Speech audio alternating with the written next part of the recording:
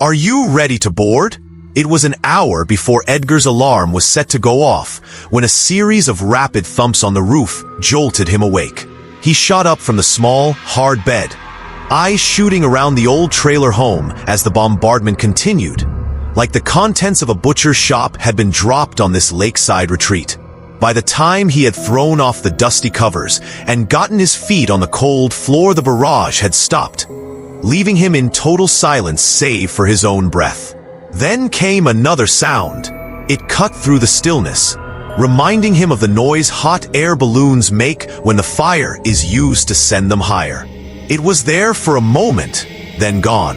He gave himself a few seconds to calm down before finding his clothes from yesterday and hauling them on, plus a muddy pair of boots at the door. He strung his hunting knife by the sheath through his belt as well, just in case. The dim light from outside barely lit up the windows past the worn curtains, but it was enough for him to tell that fog straddled the entire landscape just past the trailer home. He grabbed the battery-powered lantern he had brought with him, even if it wouldn't help much. Still, holding it, as well as having his knife nearby, made his hand shake a little less. He opened the front door, stepping out onto the ramshackle, half-rotted front porch of the lake house. It was a steep, 1-minute walk away down a gravel path to the small lake, formed from a dammed valley and stocked with fish to try and bring in some development to this portion of Missouri. But all it had managed was a trailer park a distance away around the lake and a few old places like the one he and his extended family shared.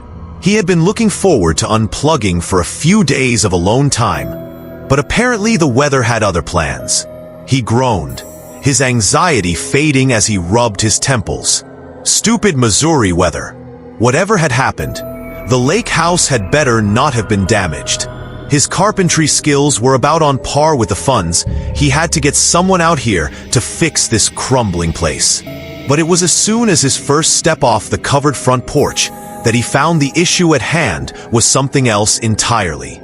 Plopped right on the front step was a large, gelatinous thing.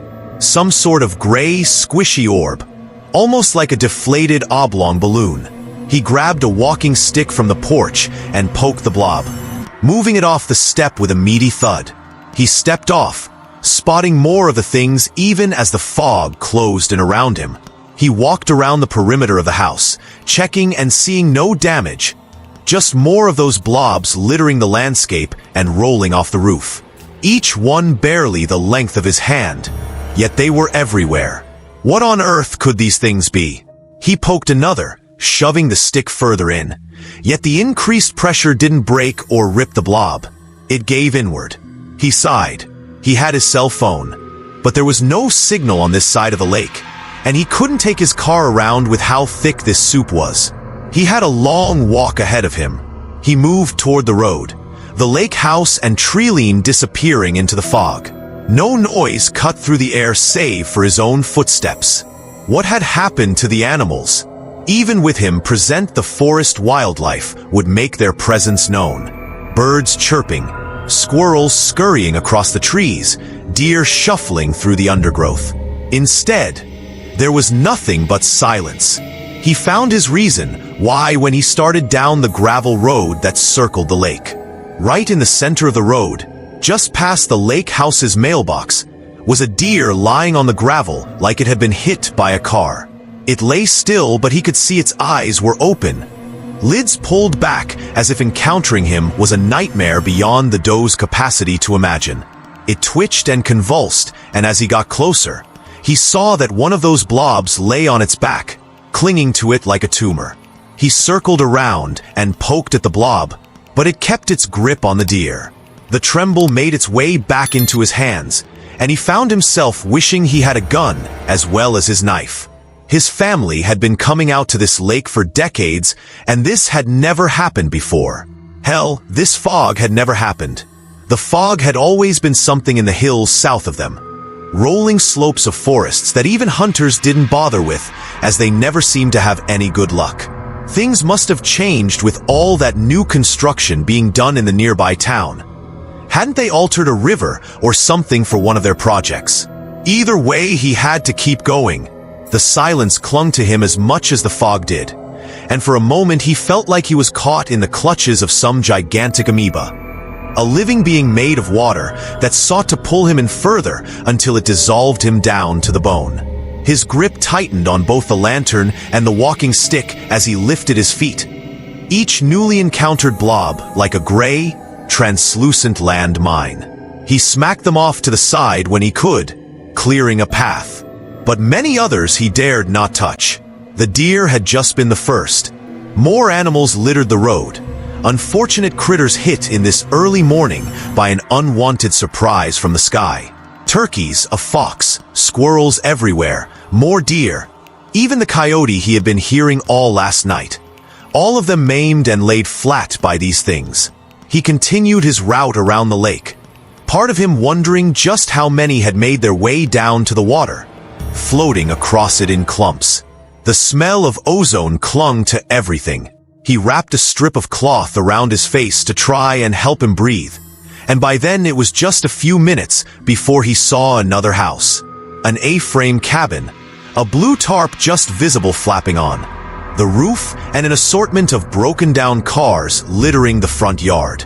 The blobs covered everything, seeming a bit more inflated than the ones he had encountered earlier. They were almost taking on a football shape, a tapered point on one end and the other side flat, and the sharp ozone scent seemed to be emanating from them. Unlike earlier, not a single animal lay in the forest or grass around him. He made his way up to the front door and knocked. "Hey!" he called out, almost shocked by how loud his voice was in the dead air. "Name's Edgar. I'm staying at the house down the road. You got a phone? Didn't this guy live here full-time? He had to have a landline or something. Maybe even a walkie-talkie that could reach the trailer park. We really gotta make some calls." He reached for the door and found it unlocked, squeaking open. The wooden walls of the cabin were adorned with various taxidermy animals and an array of antlers on plaques, plus pinned-up pictures of the resident holding up various fish caught in the lake. The floor was bare wood, the entire place feeling like it was still being worked on despite standing there for years. He moved through the hall, scoping out each Spartan room and finding no one. "Hello?" he called out again. "Really sorry for barging in like this. Anyone home?" Nothing. He made his way to the other side of the A-frame. He took the stairs before him, emerging into an open attic space that served as a bedroom. Across from him he could see the blue tarp, forced inward by the rain of the gray blobs that had come down on it. It hung like a curtain across from him, fog spilling inside from the hole in the ceiling that had gone too long without being repaired. To the side near him was an open gun cabinet, and just inside he could see a hunting rifle. He didn't know the make or model, but it was there. A box of cartridges sat on a shelf by it in the case. He moved in, grabbing the rifle and slinging its sash over his shoulder. No one was here, and if he managed to get through this in one piece, he'd return it with a few dollars to cover any ammo he used. His body relaxed some as he felt the stock in his hands. The tarp rattled. Edgar spun around, tensing back up when he saw the shape of a person forming in the tarp. "Hey!" he called out. "So sorry about this. I'll give it back." He moved the rifle away from him, pointing the muzzle down at the floor. You really need to know what's going on out there." No response. The figure shuffled, jerking around like a marionette. It stumbled around the tarp with all the grace of a local redneck after happy hour at his favorite bar. It lurched free of the tarp, and soon Edgar could see the man, dressed in torn jeans with a soiled white tank top. Each muscle in him looked tensed, taut like wires supporting a bridge. His eyes and mouth pulled back from his face in a frozen look of surprise. And adorning him like a colossal leech was one of those gray blobs, latched around the side of his neck. Long, gray tentacles spread away from the football-shaped sack, wrapping down the man's torso to his feet, across his arms to his hands and up his face, as if the thing was using the tendrils to make him look at something he wanted to shy away from. What the actual? Edgar lost the words, trembling hands grabbing the box of cartridges before shoving them in a pocket and trying to open the chamber of the bolt-action rifle. "Please stay back. You just stay right there. I'll be right back with your gun and an ambulance." The man regarded him. Or perhaps it was more accurate to say the blob regarded him. It made him lurch forward, and as it got closer, Edgar could see it had swollen up more, with little fins starting to form on its side.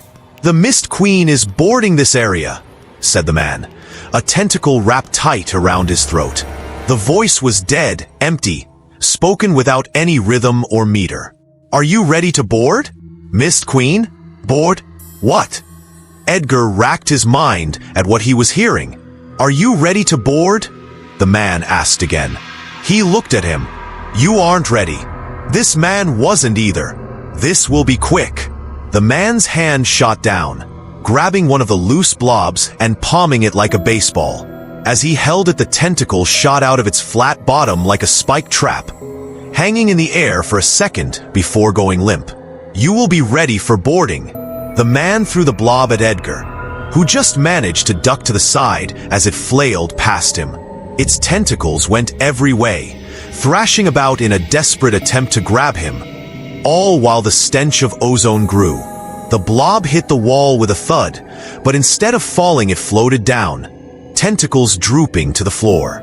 Edgar darted down the stairs as fast as he could, and soon he could hear the puppet of a man charging after him. He hit the ground floor and made for the outside as the man threw himself down the stairs, the controlling parasite not heeding the damage it was doing to its host. As jerking as its motions were, it moved so quickly. Edgar slung the rifle again, freeing his hand to properly grab his walking stick. He dropped the lantern and readied his weapon as the man shot upright as if lifted by strings. The man charged at him, the blob from before now held in his hand. Edgar lanced ahead, getting the man in the chest with enough force to knock him down with a loud crack. But Edgar fell back as well from the momentum. He caught himself, eyeing the man ahead. His chest had caved in, but still the man launched himself back onto his feet. The parasite focused on its goal, even as the man surely had to be mortally wounded. "You will be ready to board the Mist Queen," said the man in that same cold, empty voice, as if uttered by a robot. "Hell with this," said Edgar, dropping the stick and readying the hunting rifle. He managed to force a cartridge into the chamber and locked it tight, raising the barrel at his opponent. He did everything he could to keep his hands from shaking the barrel, trying to replicate the breathing exercises his uncle had taught him when showing him how to use a gun.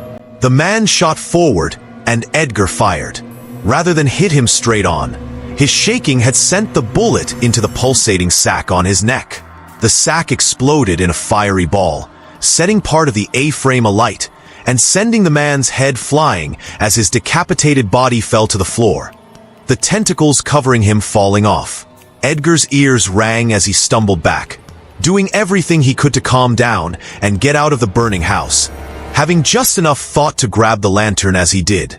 Somehow him killing a man wasn't even close to his main thought as he stumbled back out into the fog, stopping at a rusted truck to catch himself. What on earth had he just seen? This couldn't be real. Was that some sort of alien? Had an alien ship come to this lake and dropped some sort of bioweapon on them, so it could abduct them all with ease? He could see more of the blobs around him, scattered like party balloons, but inflating more and more. They lay about doing nothing, but if he had touched one of them, he shuddered. He tied the lantern to his belt, thankful he had thought to grab that. The walking stick was gone. Left in the house, the fire continued to consume. He wasn't about to reclaim it, and the rifle took priority. He would need it. He heard more shuffling off in the woods, and now he knew why he had not seen animals around here. The aliens must have gone to his house last, traveling around the lake, dropping their puppeteer parasites. The Mist Queen. The name stuck in his mind. He recalled a story his uncle had told him about a Zeppelin, a majestic sight that had once flown across the Midwest. One of its crew had gone mad while the Mist Queen had been cruising over these hills. causing it to crash into one of the lakes further south. And since then the ghost of this zeppelin haunted the forest, carried by the fog as it could no longer float on the air past it. Were these parasites the twisted form of its crew, seeking more passengers to carry to the afterlife? More shuffling, and just off in the fog he could see forms moving in the undergrowth that encroached on the gravel road. He saw a buck, tentacles twisting their way up its antlers. He loaded another cartridge, trying to spot where the parasite was on the animal. Ozone plagued the air.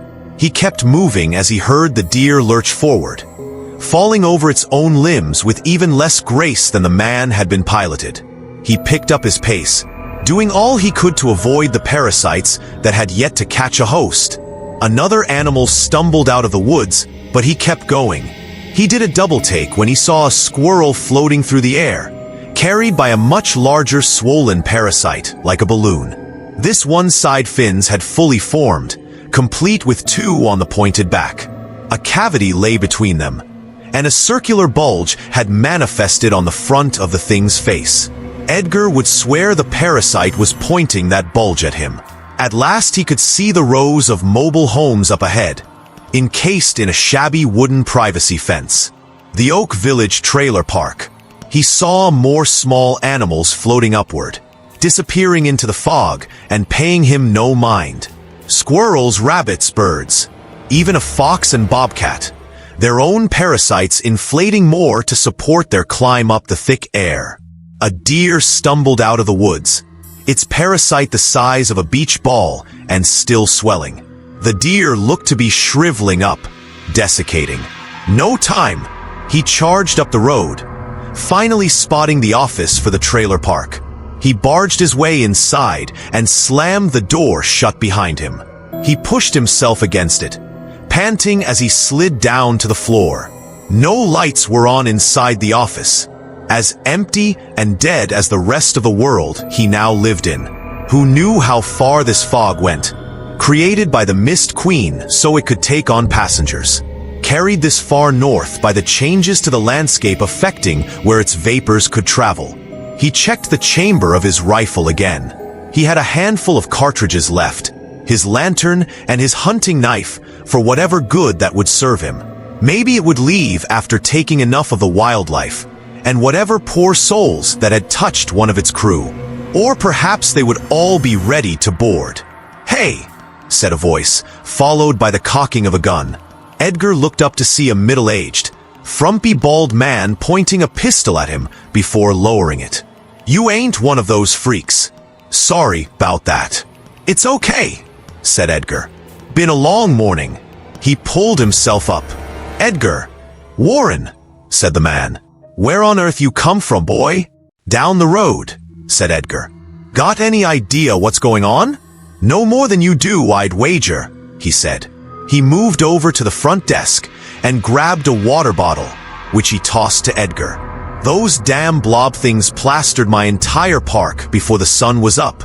Tried to clear them off before the dimwits renting my lots started messing with them when I realized something was off. I'm sure you've seen what these things do." Edgar nodded. "So, you've been hiding in here," he said. "When's help coming?" Warren shook his head. "Don't know what these things are, but they're damn smart. One of them controlling this father, and his kids dug up the line those internet people had just installed. Cell phones ain't working, either. Whatever's doing this has us cut off. The Mist Queen. I heard one of them saying that before she threw one of those blobs at another woman here." Warren shuddered. "I don't know where they are right now. Last I saw, they were trying to break into a house 2 lots over. 2 idiots I've been trying to evict for a while, because they keep shooting off these massive fireworks after midnight." "That might be just what we need," said Edgar. "I shot one of those parasites, and it exploded." Warren raised a hand to his chin, contemplating this. "Better we hide. Who knows where they are?" A window shattered somewhere in the back of the office. They both raised their guns, Edgar flicking off the safety as he took in the form shuffling out of a back room. A man, his body shriveling even as the parasite on his side swelled, contorting and breaking his spine to accommodate itself. "The Mist Queen is boarding this area," he croaked out, the dead voice hoarse. "Are you ready to be boarded?" In his hands he held 2 more of the parasites, tentacles ready. "Why'd it have to be you, Gary?" growled Warren. "Damn Mist Queens taking over my favorite tenants." He shot Gary's parasite without hesitation, the gray blob erupting into fire and blasting its victim to bits. "Guess we're trying for that house, kid?" They burst out of the burning office, Edgar's ears still ringing. What on earth was in those things that made them explode? It had to be tied to the ozone he smelled. Why the victims were shriveling up as the parasites grew bigger. The fog closed in on them, but even through it they could see people stumbling their way. Their parasites had grown almost as large as their bodies, inflating so much their victims seemed to almost float across the ground, each gentle step carrying them with ease. Edgar gulped and fired, taking out another and earning another blazing explosion that obliterated the poor host. Still the parasites sent their debilitated puppets forward, more of their ilk in hand, swollen football-shaped orbs taking control from all manner of places. They favored the head and shoulders, but he saw them clinging everywhere they could. One floated along while dragging its puppet by the foot. Many threw parasites at them, but they managed to dodge, Warren doing so by a hair. The flames made the others shy away, and soon a path was cleared for them to charge down the park's road toward the lot Warren had pointed out. Another mobile home, nearly indistinguishable from the rest. The door broken in and the previous tenants out on the front lawn, floating upward and making their way into the fog. Others still remained, blocking their way. Edgar and Warren held back from destroying these ones. If they did, they risked catching the home afire and lighting all the fireworks. More came in behind them, but these ones did not try to attack or throw their parasites like the others. They stared at the 2 of them, a line of desiccated men, women and children at the complete mercy of their puppeteers, eyes almost begging them for help even as the tentacles pulled the lids back and worked their mouths and throats. "The Mist Queen is boarding this area," they called out in unison. "Are you ready to board?" "The actual crap is the Mist Queen," barked Warren, raising his gun. "I don't believe in ghosts, so you'd better have something good." The host stopped, jerking their heads to look at each other. "We are the Mist Queen," one said. "What?" Warren scratched his head. "The Mist Queen is no ghost," another said. "Each of us is the Mist Queen, all of us together, working as one, united to serve the whole, each designed to a unique purpose. We are to ready you to board. Others will board you. More will take care of you, and the rest shall carry the Mist Queen to the next place." They all stopped and jerked their heads upward. "The rest of us is here." Edgar felt his skin grow cold as he looked at the fog, still as obscuring and opaque as before. Then he saw something move. Giant cords tapering down from the sky, dozens of them. No, not cords, tentacles. Tentacles just like those on the parasites, elegant yet covered in rows upon rows of barbs. Had he not been trying so hard to find them, they might have almost blended into the fog.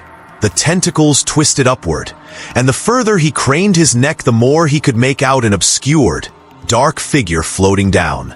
He heard the hot air balloon sound from before, and the shape moved ahead, the fog parting to reveal what now draped its tendrils across the trailer park. Its body matched that of its parasites, but yet was so much more. The finned, inflated form was lined and supported by a frame of something white like bone, containing its swollen body like a cage. Rows upon rows of pods lined the protruding bottom side. Above them he could see the inner workings of the horror through the translucent hide. Pulsating organs working to power the monstrosity. Bodies of the taken floated upward toward the pods, tentacles reaching and grabbing them before the pods opened sideways for their catch to be placed inside. The parasites relinquished their host and grabbed onto the outside of the pods, fusing with the flesh and wriggling their way back into the main body, returning to the center where rows of them hung like profane fruit. The pods closed once full, their prey now fully boarded and ready to be taken care of. And at the front of the Mist Queen, the circular bulge opened. A single rose-colored eye gazed down, a long light band running across it while 3 slit-like pupils focused in on the 2 of them. "You will board the Mist Queen," said one of the hosts. She, as well as the others the Mist Queen had taken, started to float upward. "Even if you're not ready, you will board." The Mist Queen moved itself over, and tentacles dropped down around them. A trap of barbed tendrils barring their way even as they took the other people the parasites had claimed. A series of tentacles fell down toward them, shooting out of the Mist Queen's main body. "Get in the house!" yelled Warren, pushing Edgar ahead and out of the reach of the tentacles. "Find something and—" Warren's words devolved into shrieks of agony as several tentacles wrapped around him, digging their barbs into his arms, legs, torso. Soon they were dragging him up into the air to board alongside all the other people that had called this park home. Edgar managed to tear himself away from the sight and got back onto his feet, dashing past the hosts that now floated up to rejoin the rest of their kind. Edgar could almost feel that inhuman bandit eye glaring at him, somehow seeing him in so many ways he couldn't comprehend. He got to the door of the mobile home, loaded a shot, and fired it up at the Mist Queen. But if it did anything, he could see no evidence of it. The Mist Queen must have been far beyond the parts of itself thrown on the ground to catch prey, reinforced against such paltry weapons.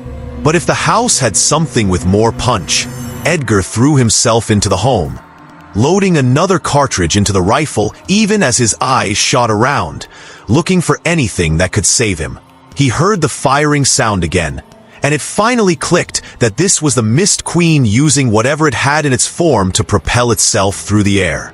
The windows grew darker as the horror stopped itself just over him, and he could hear wood cracking and tearing as its tentacles shot down and bombarded the roof.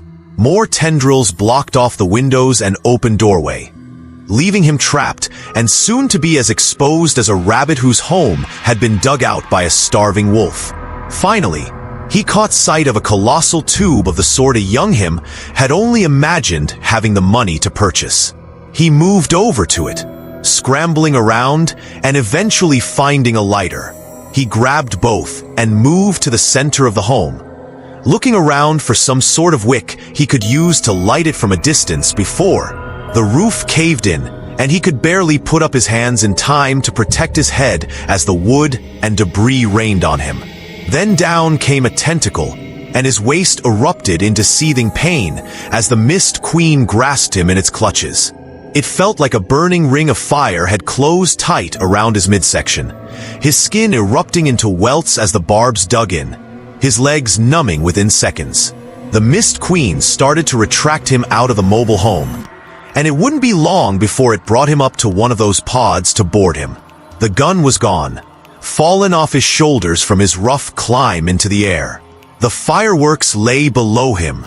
Even as Edgar shrieked in pain, his hand moved on its own, scrambling for the sheath at his side and popping it open. He kept his hand clear of the tentacle around his waist, just managing to pull the knife free without touching the barbs and bringing it up. He sawed at the tentacle, cutting it off and sending him back to the ground. He hit the debris-covered floor of the home, a whole new host of pain joining the tentacle that had loosened itself from his waist. He cried out again, his knife lost to the side. The Mist Queen still lay overhead, only a matter of time before it sent down another tentacle to board him. There it was, just within reach, the tube of fireworks, spared from destruction by the falling debris. He still had the lighter. He could see the wick sticking out as if beckoning to him. "You will still board," called out a parasite's host as it floated by. Even as Edgar fought for his life, all parts of the Mist Queen still acted like he was just a small part of a normal day. He cried out in excruciation as he flicked the lighter on and set the wick ablaze. He pushed himself and rolled away, his body finally giving out from the countless wounds covering him, leaving him on his back. The fireworks went off a distance away, countless shots flying up into the sky and blanketing the Mist Queen in their multicolored glory. Blast after blast hit its underside, searing tentacles, blasting pods and charring the hanging parasites. He could almost see the bandit eye widening as the firing sound emitted again, trying to carry the floating horror away from the constant bombardment. The firing sound was soon accompanied by an eruption that dwarfed all those emitted from the hosts, and Edgar just managed to see a fiery blaze erupt on one side of the Mist Queen, sending it off tilt and moving toward the ground as he descended into unconsciousness. Edgar awoke to find himself in a bed, most of his body wrapped up and every part of him hurting like he had just been put through a trash compactor. He must be at the clinic in the town near the trailer park. A nurse entered the room and turned to him when he awoke. "Good to see you're awake," said the nurse. "You have a lot of questions right now, don't you? Just know you're safe for now, though I have someone who wants to talk to you." "Okay," said Edgar. He couldn't do anything else. He was trapped, but at least he still lived. The nurse nodded and left, soon replaced by a man in a suit. Edgar had only ever seen men like him in movies. "Hello, young man," he said. "You're quite lucky to be alive. After all, it's not every day a gas main explodes and takes out an entire trailer park, plus some of the surrounding area." "That's not..." Edgar stopped. It clicked. "I suppose I am," as if anyone would believe the truth. But surely the man across from him had to make sure Edgar didn't even try. "Well, at least it won't happen again. It's all over with, isn't it? We're cleaning up all the other remnants in the area," said the man. "We've picked up the mobile home park, the lake, and the burned house nearby." "That one yours?" "No, the one past it," said Edgar. "At least they're all gone, right?" "There were none dropped at the house past the burned one," said the man. He started, his calm expression giving way for just a second, then reached up to his ear. "I'll take my leave for now. Get the nurse to call someone to get you. You won't be going back to your house for a while." Before Edgar could say anything else, he darted out the door. Edgar lay in bed, skin growing clammy even as his exhaustion caught up with him again. He faded back into sleep, but not before he glanced out the window and, in the early misty morning, almost thought he could see a small, floating, translucent shape moving through the vapor.